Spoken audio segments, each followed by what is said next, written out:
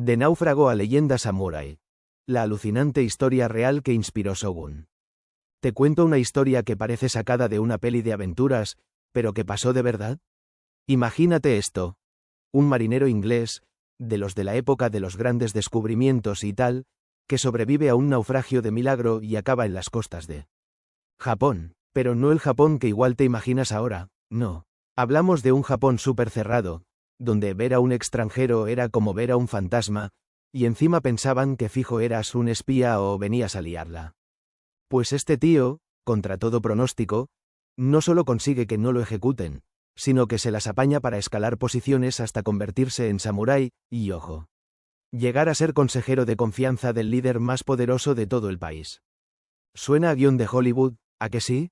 Pues esta es, a grandes rasgos, la movida que inspiró la famosa historia de Shogun *. Esa serie o libro que nos mete de lleno en un Japón feudal lleno de luchas de poder, alianzas que se rompen en un suspiro y traiciones por doquier. La historia que nos cuentan es brutal, casi increíble. Pero claro, siempre queda la duda. ¿Cuánto de esto pasó de verdad y cuánto es pura ficción para que mole más? Hoy vamos a desempolvar los libros de historia, pero tranqui, te lo cuento como si estuviéramos tomando algo, para descubrir la vida real de William Adams, el hombre de carne y hueso detrás del personaje, un marinero que pasó de estar más perdido que un pulpo en un garaje a ser una auténtica leyenda. Todo empieza allá por 1598. Nuestro prota, William Adams, un inglés con ganas de ver mundo y, seguramente, de forrarse un poco, decide apuntarse a una aventura de las gordas. Se une a una expedición comercial que iba para Oriente. Era una especie de colaboración entre holandeses y comerciantes, buscando nuevas rutas para traerse cositas de Asia, sobre todo de Japón y China, que en Europa se pagaban a precio de oro. Adams iba en uno de los barcos, uno llamado de Lief de asterisco, que significa, el amor. Un nombre bonito, ¿verdad? Pues agárrate, porque el viaje fue de todo menos amoroso. Después de meses navegando, dando más vueltas que una peonza, cerca de la costa de Japón, en un sitio llamado Bungo, en la isla de Kyushu, les pilla una tormenta que ni en las películas. El capitán intentó de todo para salvar el barco, pero las olas eran gigantes, como si el mar estuviera enfadadísimo. Al final, de Lief de asterisco se fue a pique. Un desastre total. De toda la tripulación, solo Adams y un puñado más consiguieron llegar a tierra, medio ahogados y hechos polvo. Cualquiera diría que ahí se acababa la historia, ¿no? Pues no, colega, ahí es donde empieza lo más alucinante. Para entender cómo llegó a esto, hay que saber un poco de Adams. Nació en Inglaterra, y la vida le dio un palo bien pronto. Su padre murió cuando él tenía solo 12 años. Para buscarse las habichuelas, entró de aprendiz en un astillero. Imagínatelo, un chavalín aprendiendo a construir esos barcos enormes de madera, estudiando las estrellas para no perderse en el mar, sin GPS ni nada. ¿Y cómo navegar? Se pasó 12 años empapándose de todo eso. Se ve que se le daba bien, porque acabó en la Marina Real Británica. Y no en una época cualquiera, participó en la famosa batalla contra la Armada Invencible Española en 1588. Vamos, qué experiencia en el mar tenía para aburrir. Pero ojo, una cosa es saber de barcos y cañones, y otra muy distinta es ser un máquina peleando cuerpo a cuerpo. Adams nunca había entrenado con espada ni nada parecido, algo que, como te puedes imaginar, en el Japón de los samuráis era bastante importante. Después de la marina, se hizo piloto para una compañía que comerciaba por África. Y ya con 34 tacos, decidió que era hora de probar suerte con el comercio de las Indias. Que no te líe el nombre, en esa época, las Indias, era como llamaban a Asia, sobre todo a la India y a esas islas llenas de especias carísimas como la pimienta, la canela o la nuez moscada. Los europeos, especialmente los holandeses, estaban como locos por conseguir esas especias para venderlas en casa y sacar una pasta. Así que Adams se enroló en esa expedición holandesa que zarpó en 1598. El plan era ir a Asia a comerciar, pero como suele pasar en estas aventuras, nada salió como esperaban. Salieron de Rotterdam, en los Países Bajos, y primero tiraron para Sudamérica, a ver si vendían algo allí. Si la cosa fallaba, que falló, el plan B era ir a Japón, intentar hacer negocios, y luego seguir a las Molucas a por las especias antes de volver a casa.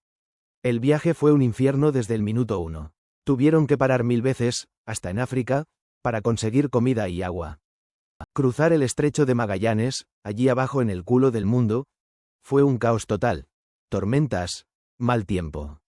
La flota se dispersó. De los 5 barcos que salieron, solo 3 pudieron seguir. Uno lo pillaron los españoles y otro tuvo que darse la vuelta y volver a Rotterdam con 4 gatos a bordo.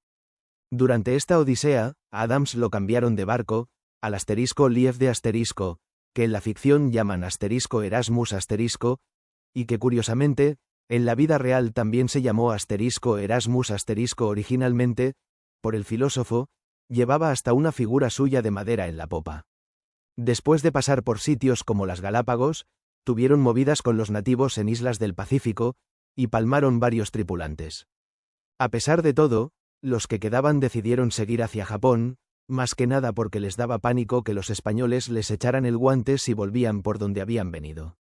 A finales de 1599, pusieron rumbo oeste. Por el camino, más gente desertó, y en febrero de 1600, un tifón hundió el otro barco que les quedaba, con toda la tripulación dentro. Al final, solo quedaba el *Lief de *, el de Adams, que milagrosamente, después de más de 19 meses de viaje infernal, llegó a las costas de Japón. Y aquí es donde la vida de William Adams da un giro que ni el mejor guionista podría imaginar.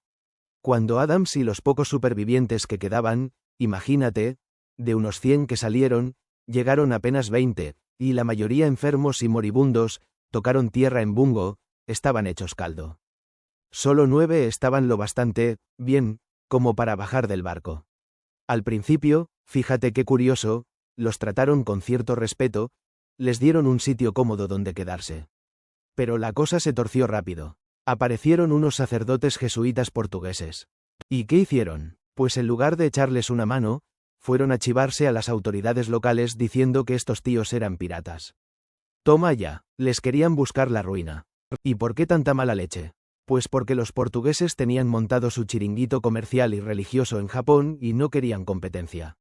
Controlaban gran parte del comercio y los jesuitas querían mantener su influencia religiosa. La llegada de ingleses, que además eran protestantes, rivales religiosos, les fastidiaba el plan. Pero el jefazo local, por suerte para Adams, no les hizo mucho caso. Eso sí, confiscó lo que quedaba del barco y metió a la tripulación en la cárcel, en el castillo de Osaka. ¿Y quién dio esa orden? Nada menos que Tokugawa Ieyasu, el daimyo señor feudal, de la zona y el que, poco después, se convertiría en shogun, el mandamás absoluto de Japón. Para que te hagas una idea del momento, Japón llevaba un montón de tiempo hecho un lío. Estaba dividido en tropecientos territorios, cada uno gobernado por un daimyo que estaba todo el día a la greña con los vecinos por el poder. A esta época la llaman el período Sengoku, la época de los estados en guerra. Un caos, vamos. Ieyasu era hijo de un señor feudal de medio pelo, y de niño lo pasó fatal, siendo rehén de clanes rivales, una práctica chunga pero común para asegurar pactos. Pero el tío era listo y duro. Creció y se convirtió en un líder súper astuto. En lugar de ir a lo loco, se alió con los 2 tíos que estaban intentando unificar Japón. Primero Oda Nobunaga y luego Toyotomi Hideyoshi. Ieyasu les apoyó, pero siempre con un ojo puesto en pillar el poder si se daba la ocasión. Un poco calculador el amigo, ¿eh? Como diciendo, apuñalamiento, pero de buen rollo, entre colegas. Cuando Hideyoshi murió en 1598, dejó a su hijo pequeño como heredero. Para gobernar mientras el niño crecía, Hideyoshi montó un consejo de 5 daimyo poderosos, y sorpresa. Ieyasu estaba entre ellos. Pero claro, las tensiones no tardaron en saltar. Ieyasu empezó a ir por libre, haciendo sus propias alianzas y tomando decisiones sin contar con los demás. Estaba acumulando poder a saco. Justo en ese momento, con Japón al borde de otra guerra civil, es cuando aparece nuestro náufrago inglés, William Adams. Ieyasu se estaba preparando para la batalla final contra los que apoyaban al hijo de Hideyoshi, una batalla que pasaría a la historia como la batalla de Sekigahara. Volvamos a Adams, que estaba en Osaka. Tuvo varias charlas con Ieyasu. A pesar de que los jesuitas metían cizaña, Ieyasu tenía curiosidad. Le interesaba eso de comerciar con otros europeos que no fueran los portugueses o españoles, y vio potencial en Adams. Rechazó ejecutar a los extranjeros como pedían los curas. Adams, en las cartas que luego, spoiler, consiguió mandar a su esposa en Inglaterra. Sí, estaba casado. Ya hablaremos de eso. Se refería a Ieyasu como el rey de Japón. Contaba que al principio se comunicaban por señas, imagínate el show. Luego encontraron a alguien que chapurreaba portugués y la cosa mejoró. Ieyasu le preguntó de todo. ¿De dónde venía? ¿Por qué un viaje tan largo? Adams le explicó que era de Inglaterra, un país que quería comerciar con Asia, intercambiar productos. Le preguntó si su país estaba en guerra. Adams, sincero, le dijo que sí, con España y Portugal, pero que con otros muchos estaban en paz. Y Ieyasu también quiso saber en qué creían. Adams le habló de su fe en Dios. Hablaron de la ruta que habían seguido, y Adams le enseñó un mapa del mundo, explicándole cómo habían llegado por el estrecho de Magallanes. Dice Adams que Ieyasu flipó con eso, que casi no se lo creía. Se quedaron de cháchara hasta medianoche. A Ieyasu le moló eso de que Inglaterra estuviera enfrentada a España y Portugal. Él también buscaba diversificar sus contactos y oportunidades comerciales. Aunque al principio la situación de Adams y los suyos era súper incierta, estaba claro que Ieyasu veía algo en ese inglés. Se estaba cociendo una relación que cambiaría muchas cosas. Y Ieyasu, intrigado por ese barco extranjero medio destrozado y su extraña tripulación, dio la orden de llevarlos a Edo, la actual Tokio. El viaje del asterisco Liev de asterisco fue lento, como si el pobre barco supiera que era su último paseo. Al llegar a un sitio llamado Uraga, unos carpinteros navales lo miraron y sentenciaron: este trasto no vale para nada. Estaba carcomido, demasiado dañado. Fin de la historia para el barco. Aquí es donde, en la ficción de asterisco Shogun asterisco, meten al personaje de Mariko, esa mujer japonesa con la que el protagonista tiene una relación intensa. Bueno, pues en la realidad, Adams sí tuvo una esposa japonesa, luego te cuento más, pero la relación que pintan en la serie no existió como tal. Sobre todo porque el personaje de Mariko está inspirado en una figura histórica real, Hosokawa Gracia, que fue muy importante, pero atención. Murió justo el año en que Adams llegó a Japón. Esta mujer, Hosokawa Gracia, nacida Akechi Tama, era hija de un samurái famoso que, curiosamente, traicionó y asesinó a Oda Nobunaga, el antiguo aliado de Ieyasu. Gracia se casó con otro asterisco daimyo asterisco poderoso, Hosokawa Tadaoki, que empezó apoyando al clan rival de Ieyasu pero luego se cambió de bando y fue clave en la victoria de Ieyasu en Sekigahara. Ella se convirtió al catolicismo y adoptó el nombre de Gracia. Aunque la serie toma elementos de su vida, la religión, la conexión con gente poderosa, la tragedia, la realidad fue distinta. A Gracia la tomaron como rehén antes de Sekigahara, y para no ser utilizada contra su marido, ordenó a un sirviente que la matara. Una historia súper dramática. Los cristianos de Japón la vieron como una mártir. Tanto ella como Adams estuvieron cerca del círculo de Ieyasu y representan ese choque cultural y religioso entre Japón y Occidente, pero sus caminos no se cruzaron como en la ficción. Volviendo a lo que sí pasó, Ieyasu tenía una oferta para Adams y los suyos. Les ofrecía la libertad a cambio de que le echaran una mano en la guerra civil que se avecinaba. Una vez en Edo, a Adams lo alojaron en casa de un oficial local. El resto de la tripulación se quedó cerca de la costa, en Uraga, velando los restos de su difunto barco. Pero Adams no se quedó de brazos cruzados. Con todo lo que sabía de navegación, construcción naval y, sobre todo, de cañones. Los que trajeron en el barco, se puso a entrenar a los soldados de Ieyasu. Les enseñó a usar la artillería, dándoles una ventaja tecnológica importante. Después de esto, Ieyasu le cogió confianza. Invitó a Adams a visitarle en su palacio cuando quisiera y le dijo que contara con él para lo que necesitara. Poco después, Adams se unió formalmente a su ejército y participó en varias batallas, incluida la decisiva de Sekigahara.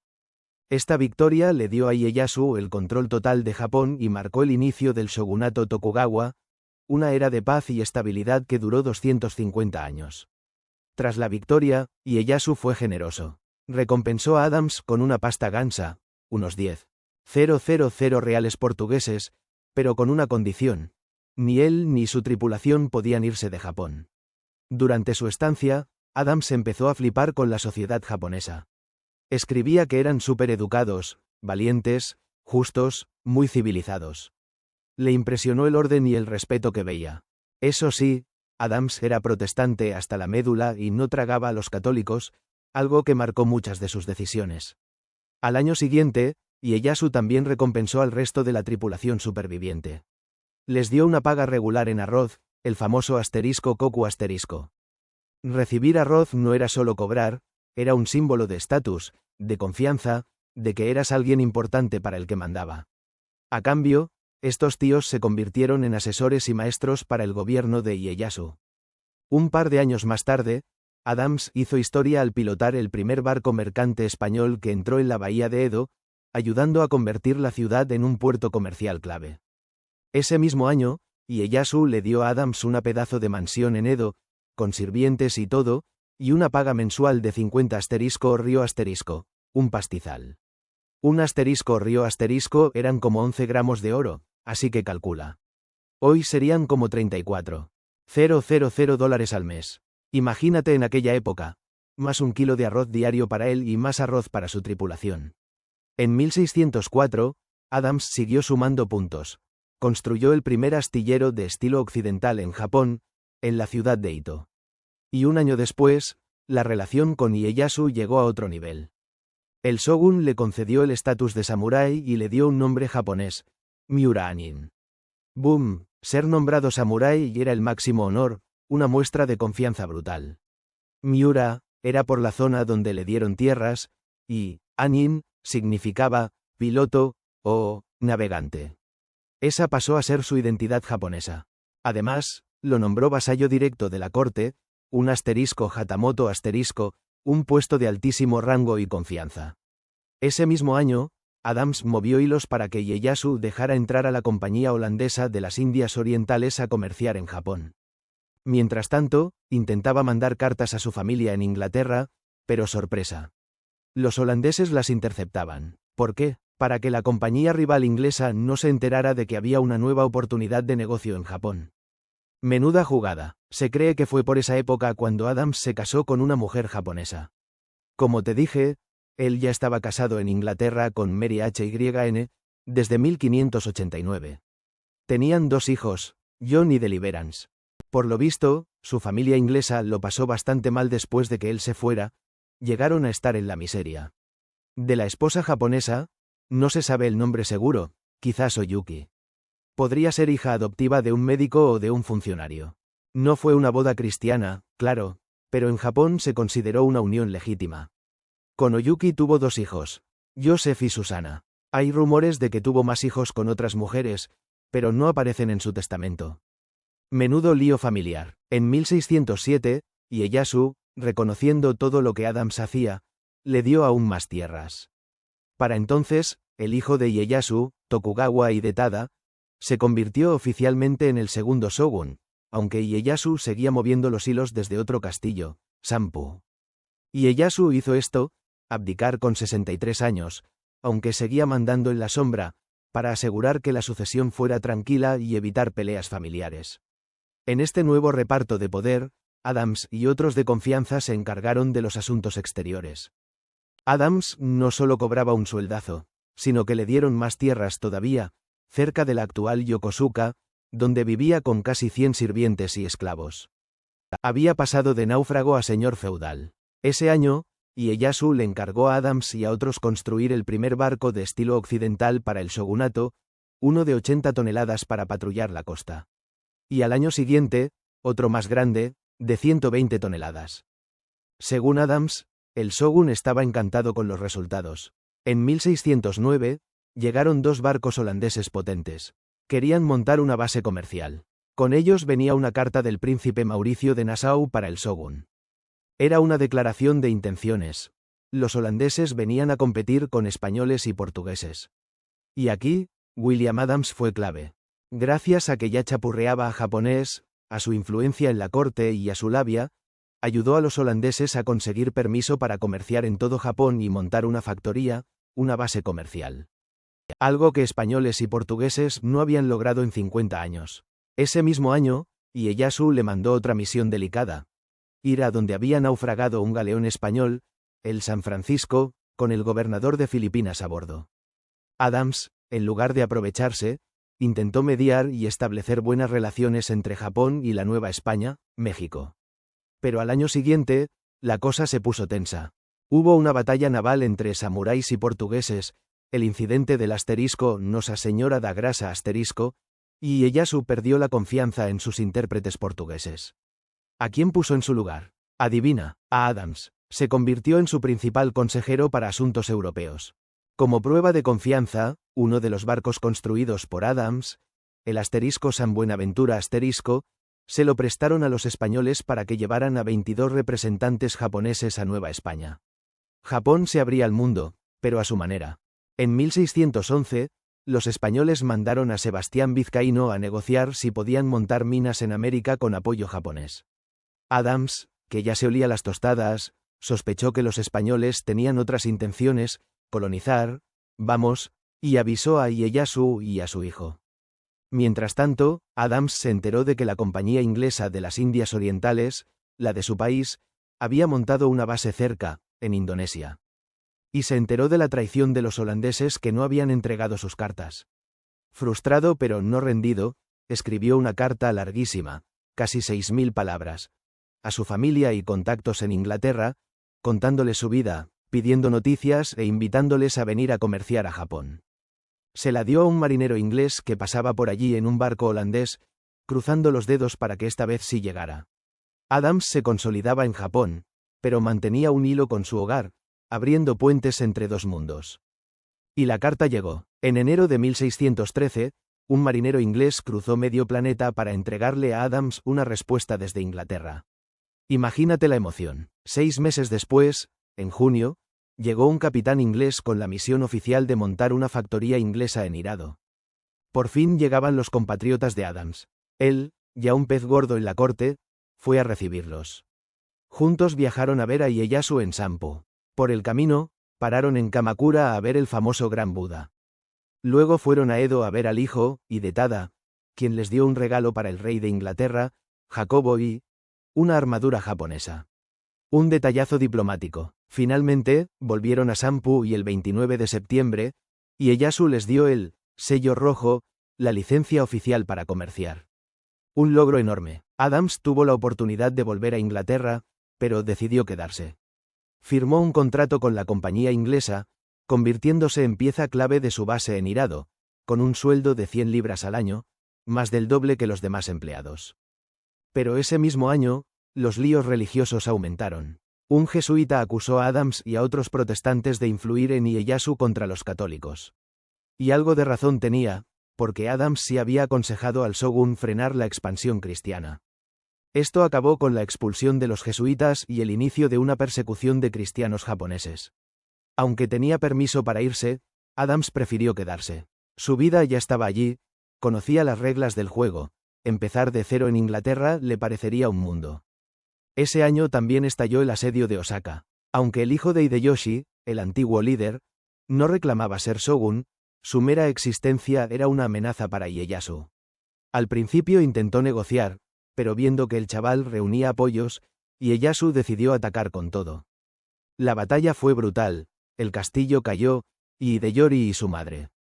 Bueno, digamos que se marcharon voluntariamente, un eufemismo para decir que se suicidaron o los mataron. Fin del linaje rival. Durante la guerra, Adams ayudó al shogunato a conseguir plomo, pólvora y municiones de los ingleses y holandeses. Material clave. Pero Adams no paraba. Ese año organizó una expedición comercial a Siam, Tailandia. Compró un barco viejo, lo arregló, lo llamó Sea Adventure asterisco, y zarpó con una tripulación de japoneses, chinos, italianos, españoles. Un lío, una tormenta los desvió, pero consiguieron volver a Hirado con algunas mercancías, como batatas. No hay mal que por bien no venga. En diciembre, se lanzó a otra aventura a Siam, esta vez buscando una madera especial para tintes. Volvió con un cargamento enorme. Estos viajes reforzaban su posición como figura clave en el comercio, a pesar de las tensiones políticas y religiosas. Mientras tanto, en Inglaterra, su esposa Mary recibía parte de su sueldo a través de la compañía. Al menos, Un detalle. Tristemente, Mary murió en 1620 en Kent, sin volver a ver a su marido aventurero. En 1616, justo cuando Adams volvía de un viaje, ocurrió algo gordo. Murió Tokugawa Ieyasu. Su hijo Hidetada tomó el control total, pero tenía otras ideas, sobre todo sobre los extranjeros. Con él, el interés en el comercio exterior bajó, y la confianza en Adams empezó a resentirse. Parece que influyó que la esposa japonesa de Adams se convirtiera al cristianismo, algo que no gustó al nuevo shogun. Aún así, Hidetada aceptó reunirse con Adams. Llegaron a un acuerdo. Los ingleses podían seguir comerciando, pero con restricciones. Solo en Hirado y Nagasaki, y los japoneses no podían comprarles cosas en otras ciudades importantes. Adams, por su estatus de *Hatamoto*, quedó exento de estas limitaciones. Poco después, Adams se negó a unirse a una expedición inglesa. Se dice que estaba pasando un mal momento emocional. La muerte de Ieyasu, los cambios políticos, quizás heridas de su último viaje. Le afectó mucho. En 1617, hizo otro viaje, esta vez a Conchinchina, Vietnam. Iba a buscar a 2 marineros ingleses, pero la cosa acabó fatal. Parece que uno había matado a alguien, y Adams, en un arrebato, de ira, desesperación, lo mató a él. El otro huyó en un bote y se ahogó. Una historia muy oscura y extraña. ¿Por qué los buscaba? No está claro. Después de esto, volvió a Japón, se reunió con Hidetada y consiguió más licencias comerciales, pero decidió venderlas a la factoría inglesa. Estaba quemado. Al año siguiente, hubo más tensiones entre ingleses y holandeses, que ahora eran rivales. Adams, al principio, no quiso meterse, pero luego intercedió ante Hidetada, aunque éste se negó a dar más facilidades a los ingleses. La situación de Adams era cada vez más incómoda, atrapado entre lealtades. De 1619 a 1620, hizo su último viaje a Vietnam, esta vez por su cuenta. Mientras estaba fuera, Inglaterra y los Países Bajos entraron en guerra, empeorando todo. Además, Adams pilló una enfermedad tropical que lo dejó muy tocado.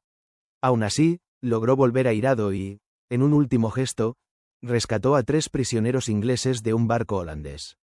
En sus últimos meses, siguió ayudando en lo que pudo, mediando con el gobernador de Nagasaki.